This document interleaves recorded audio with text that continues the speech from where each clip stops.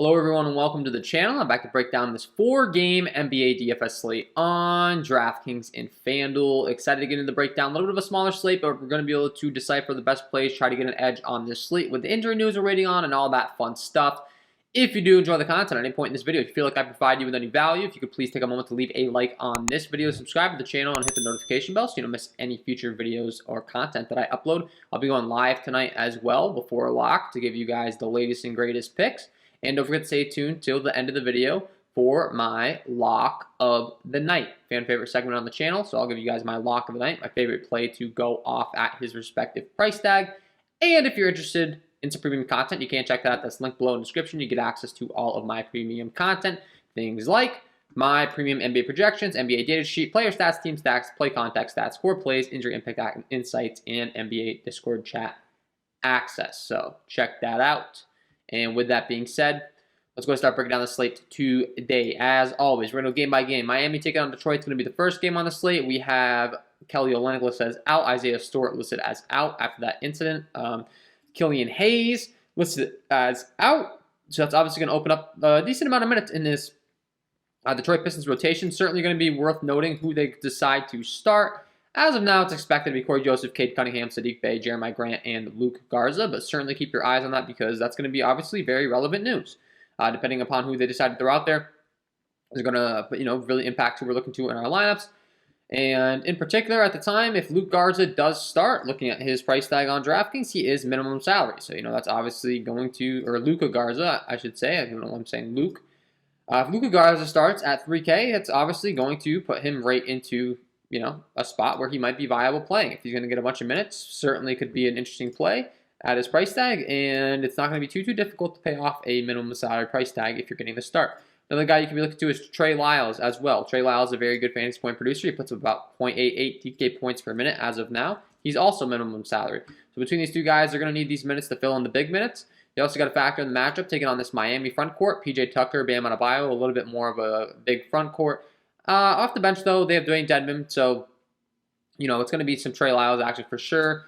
And it's not like PG Tucker is really a traditional big, so Jeremiah Grant should be able to fit that role pretty big. So I think we should be good there. But yeah, right off the bat, those are the two guys that are probably going to have the biggest impact as far as fill-in minutes. But then, of course, you're also going to be factoring in the usage that's going to go around. And Corey Joseph is going to continue to probably start, as mentioned, with there being no Killian Hayes right now. So, of course, he's going to be another value play that you could be looking to at his cheap price tag. He's down here at 3.9. And then a pivot off of him. He played 39 minutes last time. He only put up 23 DraftKings points. But, I have a hard time believing he's not going to be capable of putting up 30-plus at some point if he's playing that amount of minutes. So, certainly have interest in him. And then, like I said, the pivot would probably be going to either a Diallo.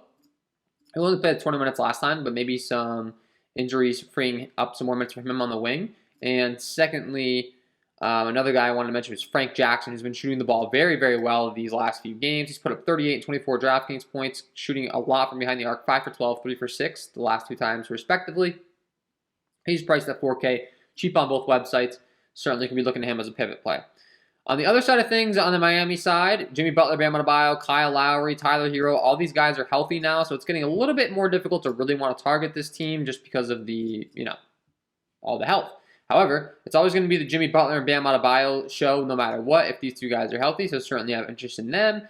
Bam Adebayo's been dealing with some injuries and stuff. He only played 29 minutes last time out. I'm not really sure why. Actually, I am sure why. He got in foul trouble. In the last 3 games, he had 4, 4, and 5 foul troubles. Or fouls. So he got in foul trouble, people. So yeah, Bam Adebayo might be a good bounce back option that people are unwilling to play. Kyle Lowry, I just really don't like playing him with Jimmy Butler in the rotation. One of these guys is probably going to outshine the other one as far as cutting each other's usage. So I'd either play Kyle Lowry or Jimmy Butler. Probably wouldn't want to play both. And then the last guy, but not least, is going to be Cade Cunningham on the Detroit Pistons side of things. He's been an absolute usage beast. It's going to be Cade Cunningham, Saddiq Bey, and Jeremiah Grant that are getting the most usage. Saddiq Bey's been really struggling at shooting so far this season, so I think Jeremiah Grant and Cade Cunningham are your top 2 options on the Detroit side with all these injuries factored in. Second game on the slate, we have the LA Lakers taking on the New York Knicks. Anthony Davis is questionable. He is more so probable. We know LeBron James is out. He's going to be suspended for a game after that him and Isaiah Stewart incident, so he'll be out. Going to be a big bump up to Anthony Davis, Russell Westbrook. They're both going to become absolute priorities for us on the slate for sure. As far as the total in this game, I didn't cover the total in that last game, but I'll go over it real quick. This one has a 214 over-under with a 6-point spread in favor of the New York Knicks.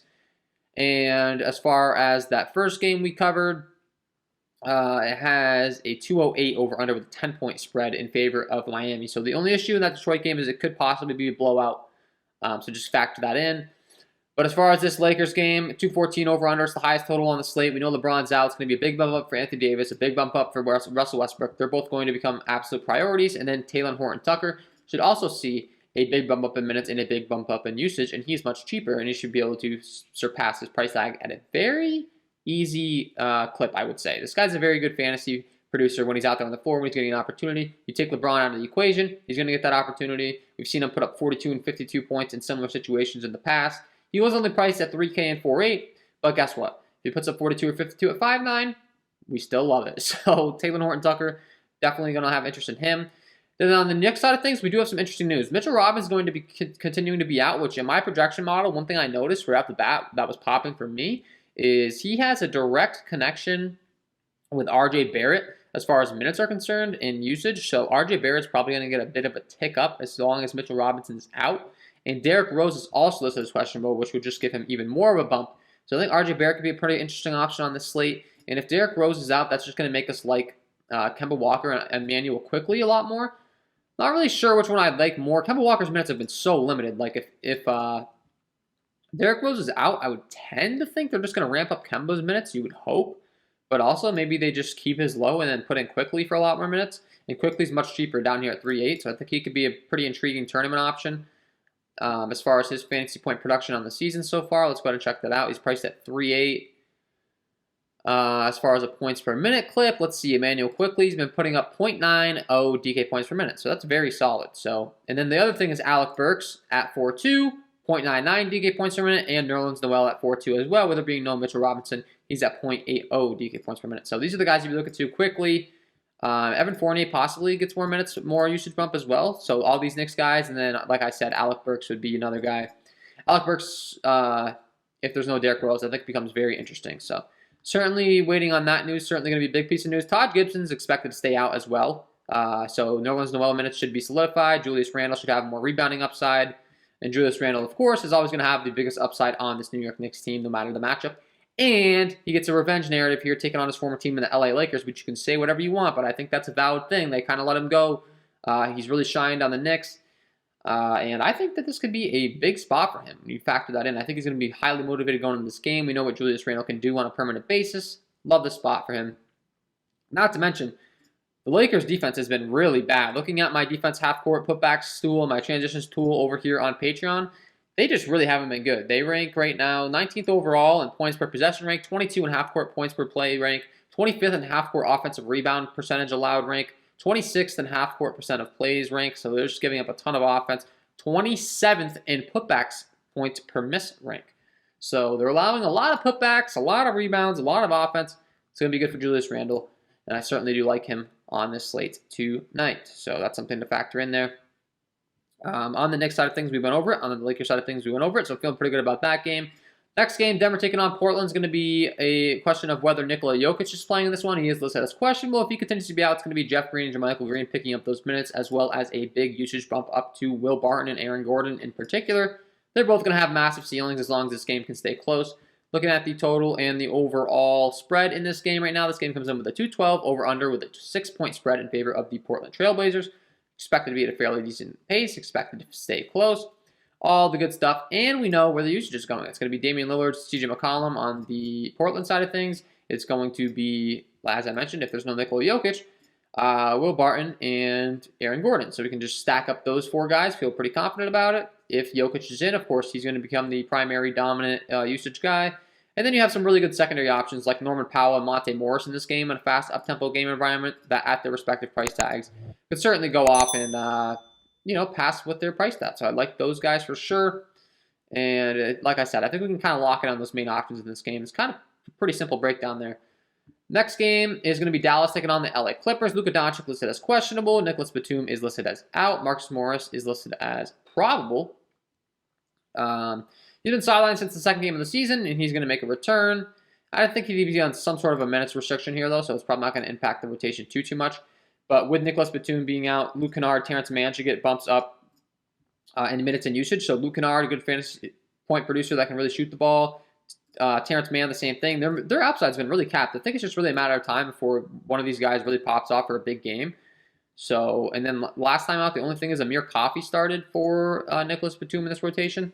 So just that's something to note as far as the overall minutes he played at 3-2. He went out there for like 25 minutes, but not exactly a high fantasy point producer at this stage. So, yeah, I'm not too sure I'm really looking to target him. On the Clippers side, though, it's very simple. It's Paul George until Kawhi Leonard gets back. He's going to have a lot of usage, a lot of big upside. As far as the overall total and pace in this game right now, this game comes with a 208 over-under with a 5-point spread in favor of the LA Clippers. So, Paul George going to be number one. If Luka Doncic is out, of course, Kristaps Porzingis and Jalen Brunson are going to continue to be absolute usage monsters. If Luka Doncic comes back, Jalen Brunson becomes the easiest fade on the slate at his inflated price tag. So that's obviously very important to note. If Luka's out, he's a viable play. If Luka's in, I don't think you could pay me to play Jalen Brunson. So, yeah, that's kind of how that's going to go down. And then Reggie Jackson and Eric Bledsoe, I do think are interesting secondary options as well. With there being no Nicholas Batum, although they're not directly correlated as far as from a positional aspect, I think the usage will be correlated. Eric Bledsoe's seen his minutes really dip recently, though. So I would lean towards going with Reggie Jackson there. Reggie Jackson continues to see his minutes stay up there. So certainly like Reggie Jackson as a secondary option. And that is my overall breakdown here, guys. Keep in mind, Serge Ibaka's back now. Isaiah Hartenstein, they're going to be kind of splitting minutes. It's going to be a lot less ideal to be targeting those guys. And yeah, that is all for my breakdown of this 4-game slate. Before I let you guys go, well, first of all, we got to look at FanDuel real quick before I let you guys go, as always. And then we'll get into my lock of the night. Let's see, FanDuel, just for you guys playing FanDuel, what am I really liking right now on FanDuel at the respective price tags? Corey Joseph at 4-1 continues to be way too cheap over here on FanDuel for all the minutes he's going to play, so he's an obvious lock and load option. You can make a fade. You can make a argument for fading him in tournaments, but not going to get too excited to be doing that.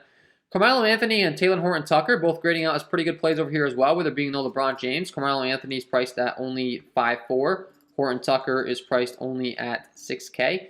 Horton-Tucker would be my favorite of the two, just because I think he's a much better fantasy point producer. But you got to keep in mind, you get a discount on Anthony, so he could have a better multiplier metric there for you in your tournament lineups. That'd make you happy. Carmelo putting up 0.88 FanDuel points per minute. Talen Horton-Tucker putting up 0.96 points per minute. Nerlens Noel at 4.8 over here on FanDuel specifically, going to stand out. A lot of these guys we went over on DraftKings, so it's kind of going to be the same thing. I just wanted to make sure that that's known. Some of these guys that are still priced pretty fair and are going to get some big minutes. So like him, Alec Burks, if there's no Derrick Rose, Damian Lillard still continues to be underpriced over here on FanDuel. Kemba Walker, Evan Fournier if Derrick Rose gets ruled out. So a lot of the stuff we went over, and then RJ Barrett, of course. A lot of stuff we went over on DraftKings. Same thing, but all right, guys. It's time. Got to give you my lock of the night. Let's get into it.